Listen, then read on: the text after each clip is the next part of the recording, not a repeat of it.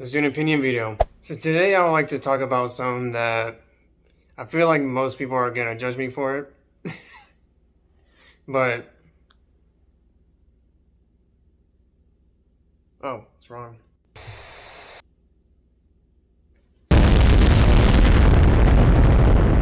We're not talking about that phone today. We're talking about this one. I feel like this is kind of hard to do a review on this because it's like I don't have the. I'm literally recording with the S21 like right now, as I mean, you're seeing right there. So I'm gonna try my best. So please do not judge me. But what I like to talk about today is how the camera quality, the messaging. Wait, messaging. No, the camera quality, the video resolutions it has, the 8K. I'm pretty sure a lot of y'all would like to talk about that, of course. A lot of y'all would like to conversate, whatever you like to do nowadays, whatever you do by yourself in your little me time or whatever. Let's just start out with the camera. So when it comes to the 8K of the S21, I feel like personally, it's actually really crazy because when I was recording it, I'm probably gonna show like the examples probably either right there or right here. Maybe, I don't know. Maybe if it takes too much of my data and I can't handle it, or my phone can't handle it. But besides the point, it was really crazy once I showed the examples because one of them was the 60 FPS 4K, yeah. Actually the one I'm recording with right now, so I'm pretty sure you can tell how good it is with the details on my face. See? You get the point. In terms of the 8K, I feel like it's way crazier than the 4K because it has so much like depth to it, like depth. It has so much like detail or whatever, let's say that. And it really feels like it's just probably one of the best cameras I've ever had, literally. Like, I wish I could record it in this, but not this, but the 8K. But literally I can't edit it, so yeah. Well, of course right now with the 4K, it's pretty okay.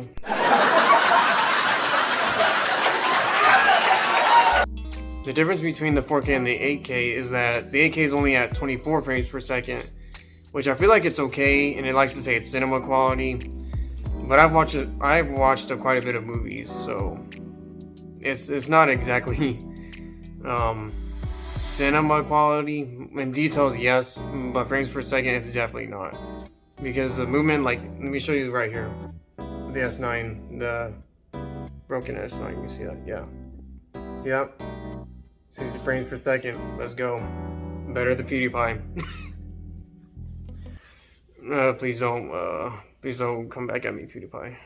Felix, whatever. And with the 4K, it's like, I mean, I obviously showed y'all. You know, the movement is like crazy as bruh. So, and I know I can't cuss because this is YouTube and I don't want to get demonetized or monetized, whatever the word is. I really don't know. And of course, those are the videos. As I was talking about, that's only in 8K and 4K. Well, not just the videos. I haven't been sure with the camera, the actual like photo taking yet, because I haven't tested those out too much. But I'm gonna get there. I'll probably make a part 2 of this. So yeah. And I actually brought this in here because I want, like, not because of this reason, but because of how me having the S9 for 3 years, and finally getting this right here is like a whole change to my like recording and taking pictures, like whatever you want to call that, photography, whatever. I would like to say that obviously being a Samsung person, using the phone itself, it's pretty. There's not much of a difference. There's not much of a difference between the S21 and the S9 because of how obviously like the apps, the YouTube, whatever, blah blah blah. Definitely, of course, the 5G. I need to talk about that. The 5G phone itself, I mean, running on 5G is pretty crazy. I mean, there's not really a big difference to the 5G and comparing it to 4G, but there's definitely like a bit of a difference. And I feel like it could be better, but I think it's because it's barely like new. I think that S20 had it, but yeah, I think it's pretty okay. One thing I really like to mention though is the design of the phone. When it comes to the S21, it has a very nice, like, very smooth back, should I say. That's totally not in a sexual way. But besides making a joke, it's really good designing in terms of the holding it, because holding it's very comfortable compared to S21 Ultra, as I've heard. The S21 Ultra is like really like huge. So basically, like with this right here, just using this as an example, this one right here is pretty comfortable to hold. It's not the craziest, obviously. I mean, my hand's literally like almost like it's touching my finger, so it's not that crazy comfortable. But with this one, I mean, I think I can still do the same thing. Haven't really concentrated on that yet, but it's definitely an upgrade from this, you know, because it jumped from 9 to 21 in like 3 years.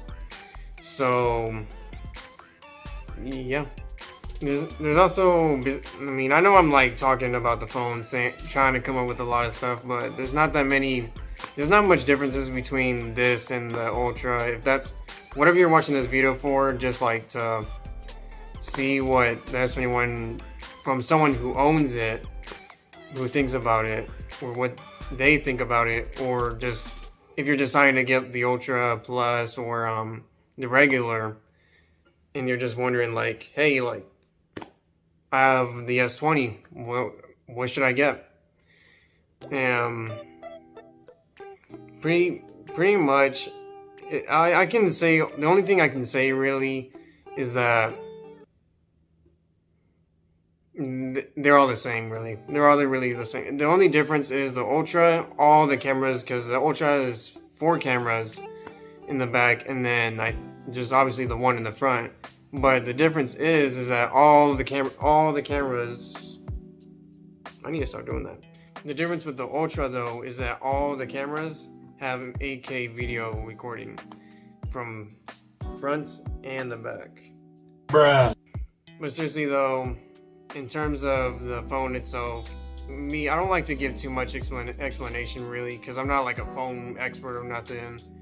Whatever, these are opinion videos, not maybe tell you everything that you need to know about phones and you don't really care. You just want to know if you should get the 21, the Ultra or not. But in all reality, I'm fine. This phone right now, literally only having it for 6 to 7 days, it's amazing. And I think that most people who are Samsung people, that's right, you know who you are,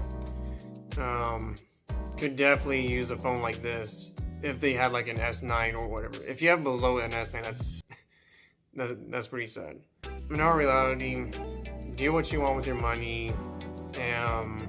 Actually, money. The Samsung S21 is actually $800. That's what I know of. Wait, why would that be what I know of? I bought it, but it's $800 because it has no charging block and it also has no earphones.